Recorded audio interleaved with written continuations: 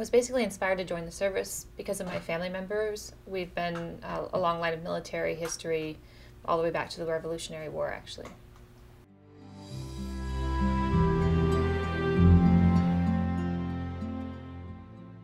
I believe that my family history has really kind of led me up to that point in enlisting and kind of prepared me for what to expect in basic training. I mean, my sister had enlisted 6 months before I did, so I went down to basic training and watched her graduate, and she kind of gave me some tips when I was getting ready to go.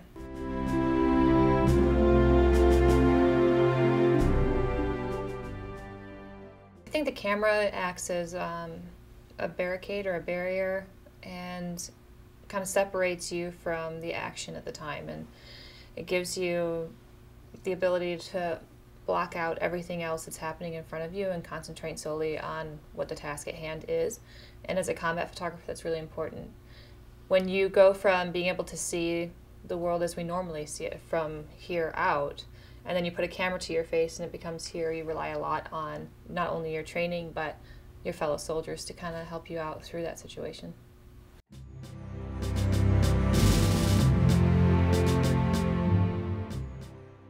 I remember before I went to combat, I sat down with a lot of the other combat photographers and I asked them, I said, well, how do I know when I'm supposed to actually be taking pictures and when I'm supposed to be, you know, somebody with a weapon? How do I know? And each and every one of them told me, I can't tell you that. You have to know for yourself what your threshold is. And I think they couldn't be more absolutely right. That when I was downrange and stuff got bad enough, I knew when it was time to put my camera down and put the weapon up. And most times those infantrymen, they did an awesome job in doing exactly what they were trained to do, and that was engage the enemy. And my job was to take pictures of them with that engagement. But there were times when things got dire and it called upon me to pick up a weapon and contribute to the fight.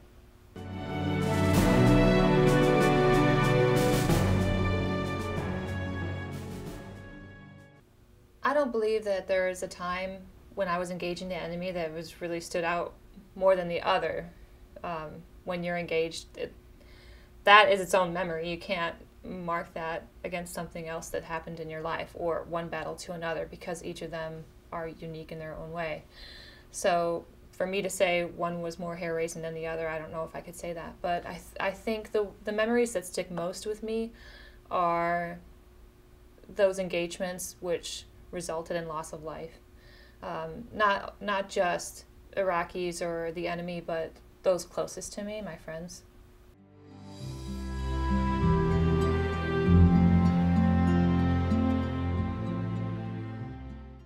I had been a combat photographer for many years, and just like any other military person that's active duty right now, I was on multiple combat deployments, so it started to catch up with me. It didn't really initially, and I actually didn't really recognize PTSD symptoms within myself. It took a Vietnam veteran telling me that I kind of showed signs and symptoms of it. So he encouraged me to go get mental health treatment. So I did, despite the stigma, and I was still on active duty. I went over to the Air Force Base mental health place. And it was probably the biggest mistake I ever did. Walked right out. Didn't see anybody. And I tried the chaplain, and the chaplain didn't show up to our appointment, so I gave in on that. And eventually this Vietnam veteran who had referred me, or had told me I needed to get help, linked me up with the vet center. And I started getting care through them. I went through probably a course of 8 months just talk therapy. And I was still on active duty, but I was going to university at the time through a special program. Got finished with that program, came back to Charleston. I redeployed, and I was wounded in 2007. And my biggest concern was healing from my physical wounds, so my mental health really kind of went on the back burner.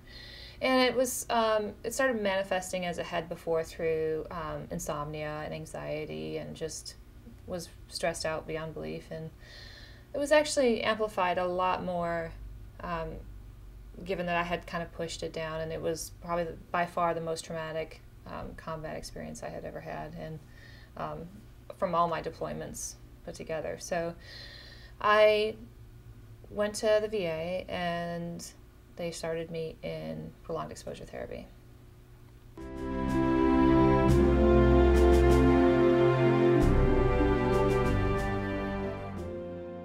In exposure therapy, I really didn't know what to expect because it was something I hadn't heard of until I walked into the room with my therapist. And she sat down with me and she kind of explained how things would go. And it was basically that we were going to record our sessions and talk about the memories that were the hardest to deal with, the ones that kind of choke you up and are hard to get out, and the ones that seem to be haunting my dreams the most. And so we recorded those sessions, and the idea was to go a little deeper every time and try and remember the small details that you try and push into the recesses of your mind, and to listen to it over and over and over again. And to be quite frank with you, nothing infuriated me more than to have to go there and to talk about these experiences that I had done so well to bury very deeply. And it was hard for me not to get really upset with my therapist over it, and to not get angry at the VA for putting me through that, because I felt like I had been through enough. So I went from fighting combat downrange, and now I'm reliving it in this room with this, in essence, perfect stranger. And I was a very angry person. It wasn't pleasant. It was not a fun experience. And even just thinking about it gets me a little anxious. But, the whole point is that when I first started going to therapy, there would have been no way I could have sat and talked to you about even those experiences in that room. But having been through exposure therapy and being able to talk through that anxiety and that level of anger, and it kind of gives you the coping tools you need to bring yourself back down from what PTSD does to you, that anger and that fight or flight response, and that anxiety and the sweats and the nightmares and all that other stuff.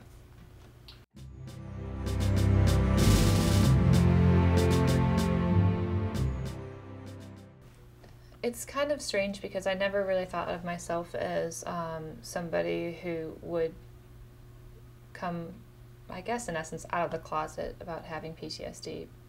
As, as somebody in the military, the minute you go to basic training, they break you down and they build you up. And they say, if you're hurt, you walk it off and you keep moving forward. And you go until that mission is complete. And nowhere in there does it say, admit that you have a mental health problem. And there's that big stigma that's wrapped around it. And it's for years and years and years, you're fed that if you have a physical ailment or a mental ailment, then by God, you don't belong in the military. And you cannot be trusted and all this other mess. And PTSD for the longest time has been depicted as, our fathers and uncles that have been served in Vietnam and maybe jump under the table if a balloon explodes. That's just not the case. Even for Vietnam vets, Korean War vets, World War II vets, and obviously Afghanistan and Iraq. So through my own experience and having a Vietnam vet recognize PTSD within myself and eventually understanding what was happening within me and recognizing it in other veterans, I kind of started to realize that this isn't the big bad monster that I had grown up thinking PTSD was.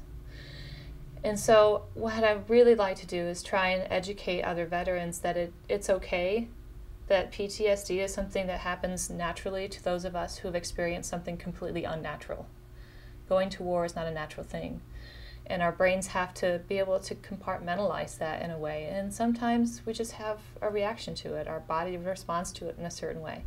So I hope to put it down or translate it to a way that we can all understand that PTSD is not, it's not a disorder, but it's more of our body's way of ordering all that we had experienced into something that makes sense.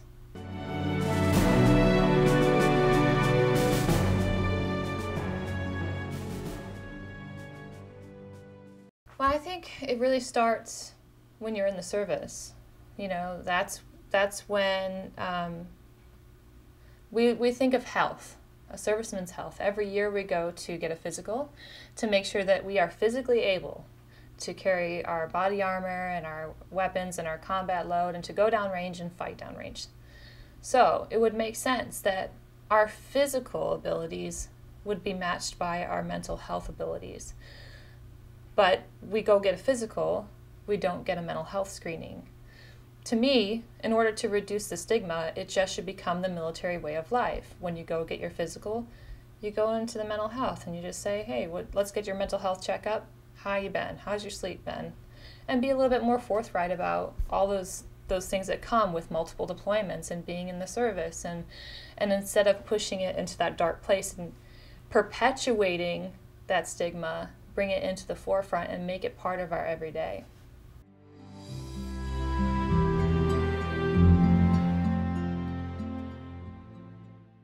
I really feel like my breakthrough came when I could talk a little more openly to my husband about some of the experiences I had.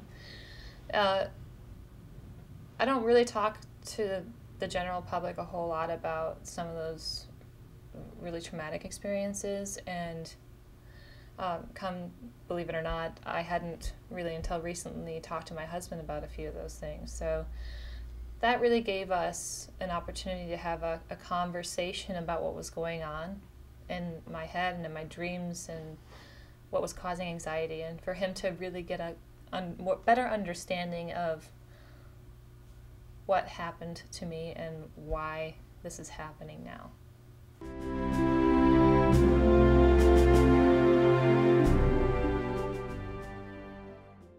I can't talk about other people's relationships and how PTSD affects their relationships because I believe every family dynamic is different.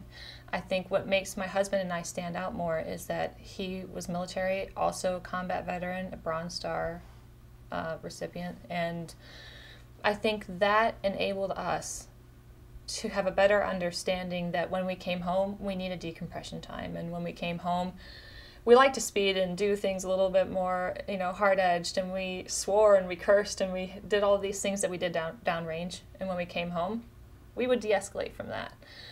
And that was something that we had an understanding over. Now, in other households, not having that similar experience, I can imagine it would be hard for a spouse to understand why their loved one is coming home and acting aggressive and maybe not the normal or typical familial behavior. Mm-hmm.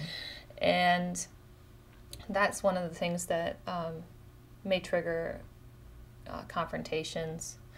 And, that's a big thing about PTSD is that some of those symptoms cause you to overreact, and it causes you to have anger or go quick to anger. And if your spouse doesn't quite understand why you're acting a certain way and they challenge you on that, and then you overreact, and that could cause a fight. And unfortunately, I having known a lot of couples, those fights lead into escalated fights, and not often, but maybe lead to physical violence, but ultimately sometimes irrevocable differences, and then you end up with divorce. I've been really lucky that my husband's been very patient, and not only patient with my PTSD and my issues, but he also has PTSD, so in my own understanding of what he's going through. And the one thing I encourage veterans to do is have patience with their spouse, and they may be suffering inside with their PTSD, but to step outside of the situation for a moment and look at it from their spouse's point of view. From that point of view, it's a complete outsider who has no idea of what you've been through, can't even assume, can't even fathom what you've been through. And as much as you want to help them make sense of it, you can't, because there's no way you can ever verbalize that experience to them. But just understand that they're there, they love you, and that they want to be there to help you. So to just calm down, step back from the situation, and just let a little air breathe, and then address the situation and see if that gets you a little further.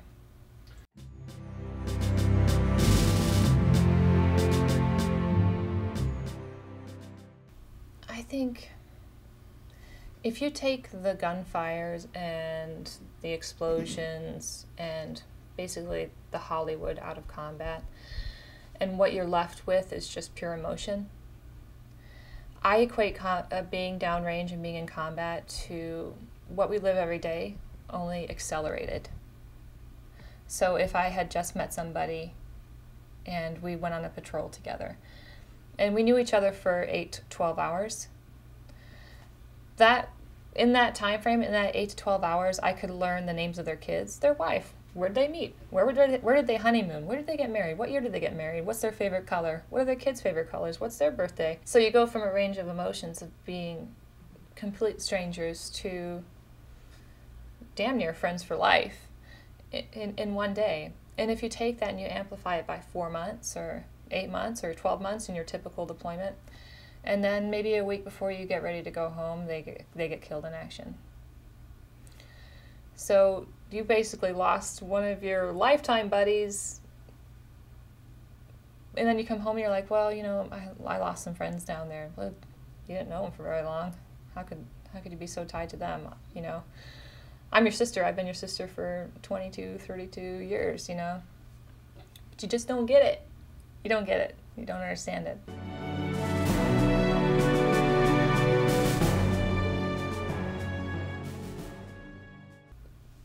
There's a transitional program called TAPS, and it's something that every service member has an opportunity to attend, and it basically is this class where they teach you all of the benefits that are offered up to you once you've gone from being active duty service into becoming a veteran. And the VA comes and they do this brief and they say you need to file for benefits and make sure that you're getting disability and get into this program and that program. And I was still on some pretty heavy narcotics, given that I had been wounded and I was still going through multiple treatments. It was kind of foggy, I'm not going to lie. And they come in and they read down this list of things that you have and abilities, and they give you a booklet and they said, here, good luck with that. Okay.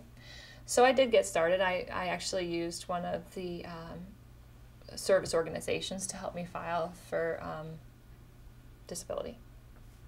And was a nice guy, but it took 8 months just to get that paperwork filed.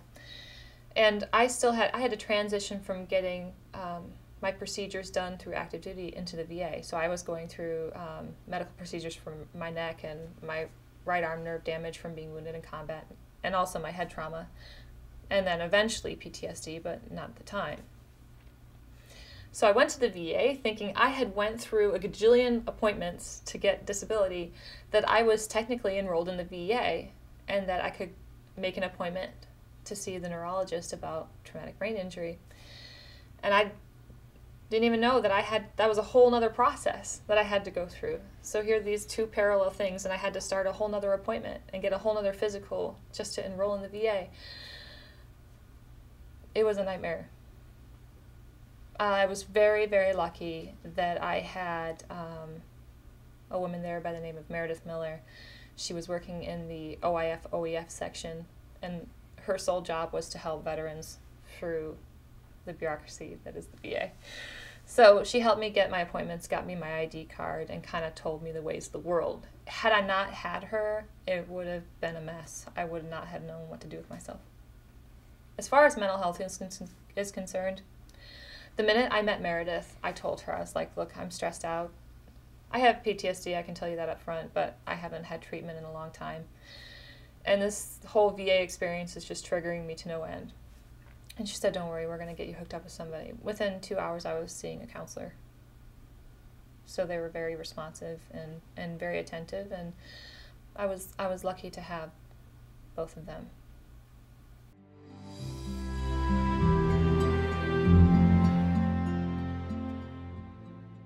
I think the VA is learning, as they always have, from their veterans. and adapting their programs to the next generation.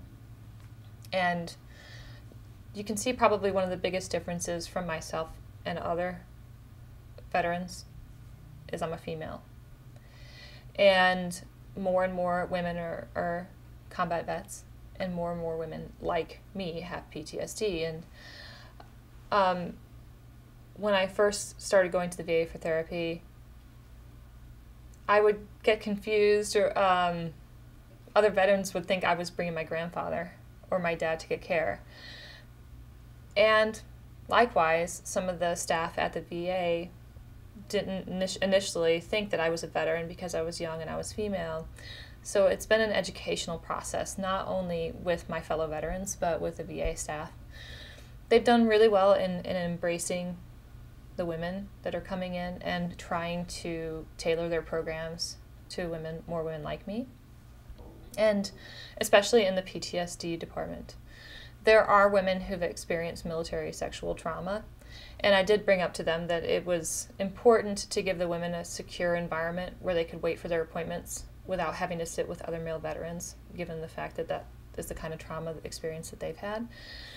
And it was like the floodgates opened, and they finally realized that they needed to have a women's department, and they've really done a great job in trying to get and facilitate these programs specifically for women veterans. And I really look forward to seeing how that grows in not only the VA here in Charleston, but VAs nationwide.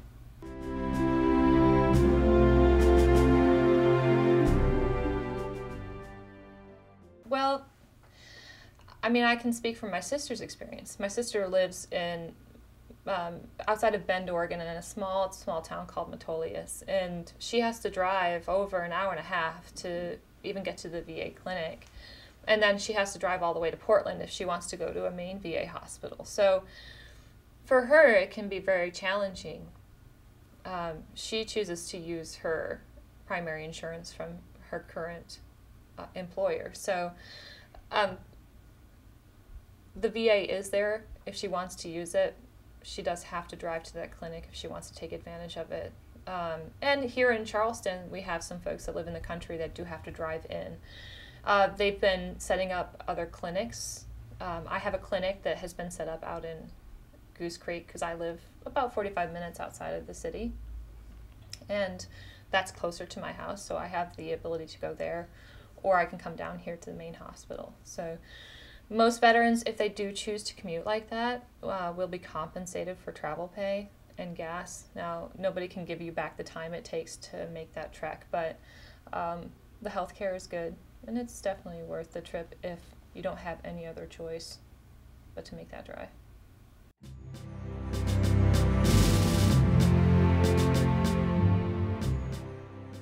They had initially offered me to do video therapy. So I know that our PTSD unit here at the Charleston VA offers basically like live chat. So you can talk to a therapist through a video camera, like a webcam at your house, and do your therapy session that way. And I believe a lot of the other VAs nationwide have that opportunity as well.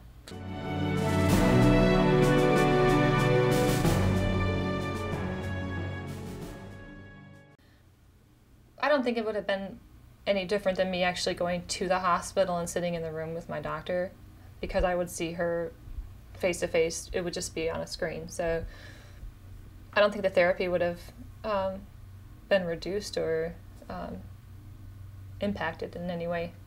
I chose not to do it because I work downtown anyway, so it was easier for me to cut out of work and go down to the office and come back.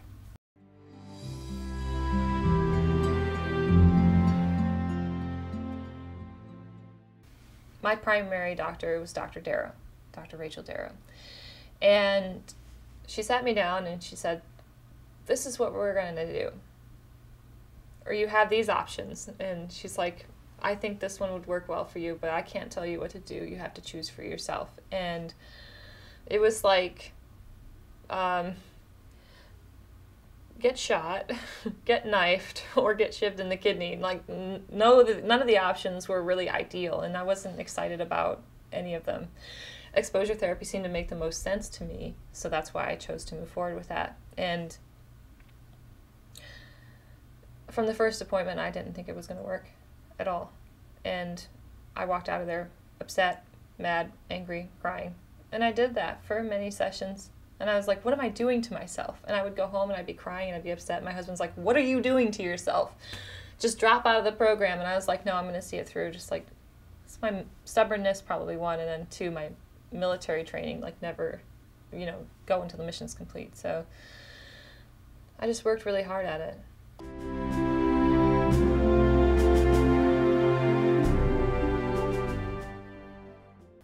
Well, given the fact that I'm a photographer, I get a lot of questions from people asking about the pictures and maybe what the story was behind it. And I always found like when I was approached with those questions or those topics, I had a hard time talking about it. And really that was one of my triggers, was for me to verbalize those things was almost to like relive it. And I felt like exposure therapy would give me an opportunity to practice talking about it, because that's all you do is you talk about it over and over again. So that's why I chose it.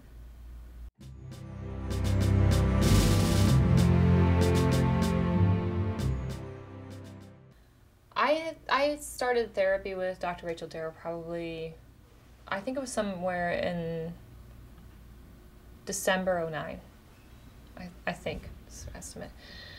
And she was really patient, because there were days where I just didn't even want to do it. And I was a tough nut to crack. So she was really good. And I did therapy with her for probably a year, maybe more. After being in therapy for that long, there were times where I took breaks and I said, look, I need to take a breather. I got to step back from this. I'm having a hard time balancing work and therapy, because it was a challenge. When you're in exposure therapy, you're reliving those experiences, and it was hard to come back to the office when my mind was in the battle space.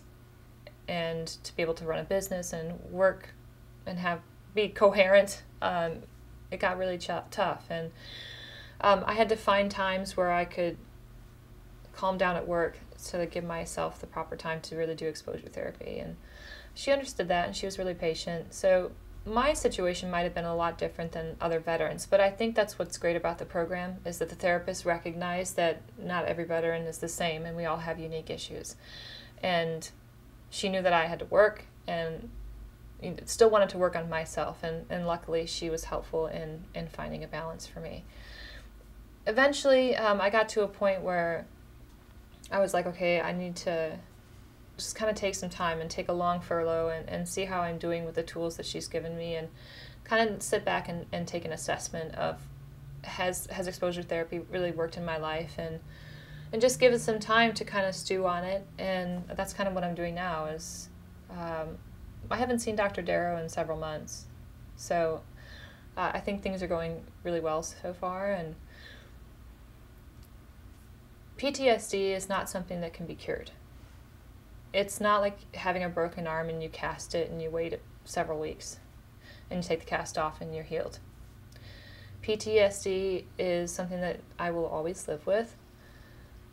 But through therapy, I now have the coping tools that I need to function in my daily life and to be a productive citizen, and to be a good spouse to my husband, and a good family member, and a good friend, and to be me again.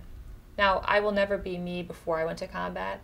I will just be me, a little changed.